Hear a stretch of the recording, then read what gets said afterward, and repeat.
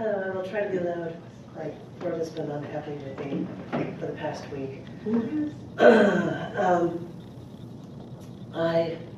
And he always takes a picture of when I'm looking down, which is always the coolest. I wrote a New Year's resolution. I didn't write it, I just made a New Year's resolution to write a poem every day. And I think I even got the, oh, I'm going to break up with Alexa thing based on something you told me one day. So I thought, well, on Valentine's Day, I'll write something. And this one's called Valentine's Day Every Day. And I get to read from a computer and not from a book. I'm stunned. You once traded my snow-soaked socks through sandals for your dry pair as we climbed one of the Alps. I know there was snow, but I wanted to do this for you. After we approached a 30-yard-wide water pit, I said I had to stop. I just couldn't do it. But during a return construction crews came and tore up our path. And that is when you picked me up and started carrying me over what my sandals couldn't navigate. Because, yes, I want to do things for you, but I think it's abundantly clear that you want to do things for me, too. And I may be the first to say that selfishness is a virtue, but I want you to understand, I want to do things for you because seeing you happy makes me happy. How selfish of me, wanting to see my love happy. So what do I need a Hallmark holiday for in the first place? Why do I need conversation hearts, flowers, or chocolates? In fact, after knowing you for less than 3 weeks one Valentine's Day, you bought me a map because you knew I traveled. And your coworkers laughed at you, saying that you were a fool.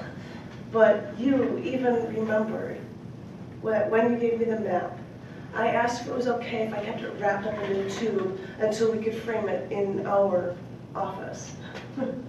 You remembered that I said this to you after knowing you for less than 3 weeks.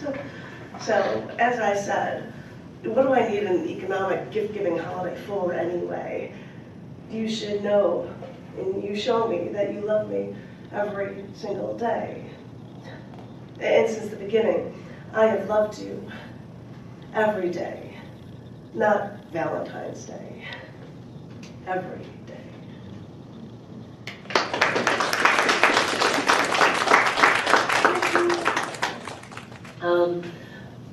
Yeah, you say on the love theme, but there have been a lot of holidays that have passed since the last time we've gotten together. Well, Lincoln's birthday was on the 12th, so I wrote a couple Lincoln poems. Because you're from Illinois. From Lincoln, what? So yeah, I wrote a few for it, and anyway, I won't say any more, but this one is called Underscore for the Battles. Dateline, November 1860. Abraham Lincoln is elected the 16th President of the United States of America. Among Democrats, Lincoln won over the Democrats, including Stephen Douglas, who first fought Lincoln in the Lincoln-Douglas debates, which was, guess what, all about slavery, which of course Lincoln was against. But over the course of Lincoln's run as president, you might be vaguely aware that he was assassinated.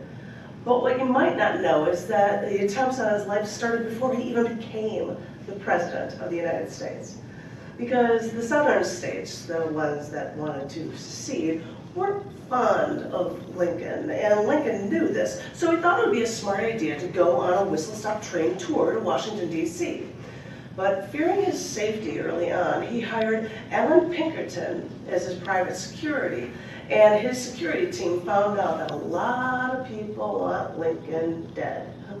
The security team then went to Baltimore, one of the stops on Lincoln's whistle-stop tour, and they stayed at the Barnum Hotel, and they tried to act Southern, to infiltrate Southerners there. And then they found the Cipriano Ferrandino, a beady-eyed Corsican barber who planned to kill Lincoln. So, as Lincoln is taking the train on his tour, they stop in Harrisburg, Pennsylvania.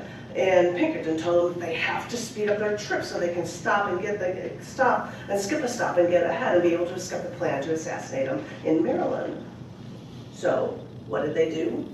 They removed that hat from Lincoln that he's so well known for. They wrap him up in a shawl, and they claim that he's an invalid brother that needs to get on the train. This way, they thought they'd be able to pass Baltimore before noon the next day. So, or before that scheduled assassination. But in the middle of the night, while in Baltimore, the train stops. Why is the train stopped? They wonder. And they found out that Baltimore has a sound ordinance, so the train couldn't run for hours. Lincoln's a sitting duck in this train whose engines aren't allowed to run at this hour. And so they did the only thing they could think. They got horses and literally hooked the train car up to the horses and snuck out of town, quiet as a mouse, or quiet as horses, which is more quiet than the locomotive train. And yeah, they got through Baltimore and stopped at Baltimore's Camden Street station to join the train to Washington, D.C., which was nowhere to be found. At this point, they could hear the people all around talking about how terrible Lincoln was, and how the South will rise, and Pinkerton is stunned that Lincoln is sitting there riding near people who want him killed.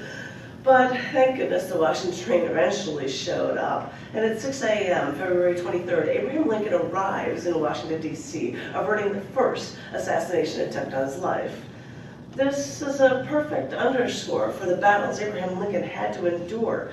He shouldered a century's burden for the first declaring some human beings are anything but human beings. We may look now and find it impossible to believe humans were bought and sold, tortured in a hot box for days.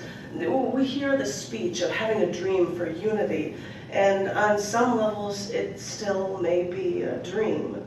But after blacks have run companies in the US and run the presidency, we all must think that there's nothing any of us can do. So this fear founded him from servitude and slavery is no longer a part of our vocabulary.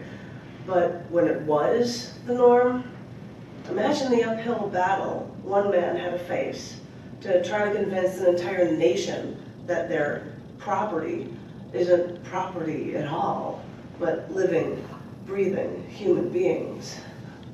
What an uphill battle. And oh, he paid for his beliefs. Okay, I've got one more holiday thing that went on here.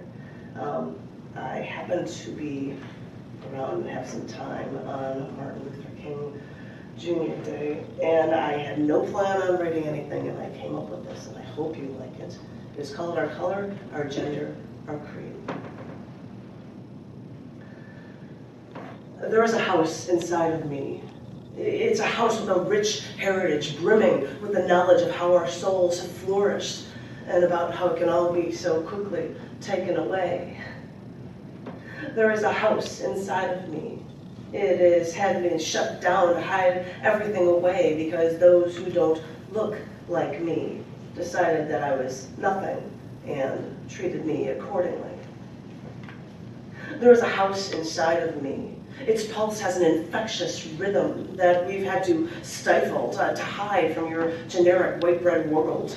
We only let it out when we're alone to save us from your madness. There is a house inside of me. I've hidden it away, I've sealed it up, and placed it deep within, brimming with my history and my future. And I don't let it out when people out there don't think of me as human.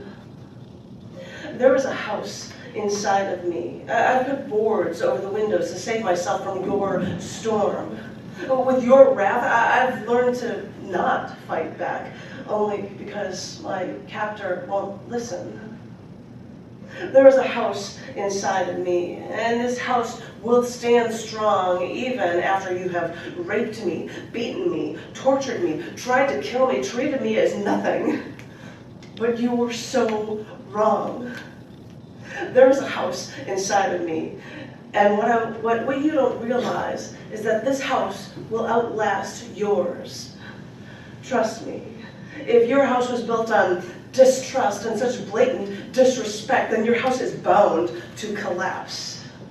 Because after all this time, and after my wanting to fight, I have learned that passive resistance is only a part of my story. Because in these struggles, I have gained a wisdom and a connection that is beyond this house inside of me, beyond this sharing, this inquisitive mentality. So I want you to remember, this house is a symbol for all like me, and those not like me too. Because I have a dream that everyone who has suffered like this, and even those who have not, should share their stories with all the world, no matter our color, our gender, our creed. This is my dream, because this is how we truly grow.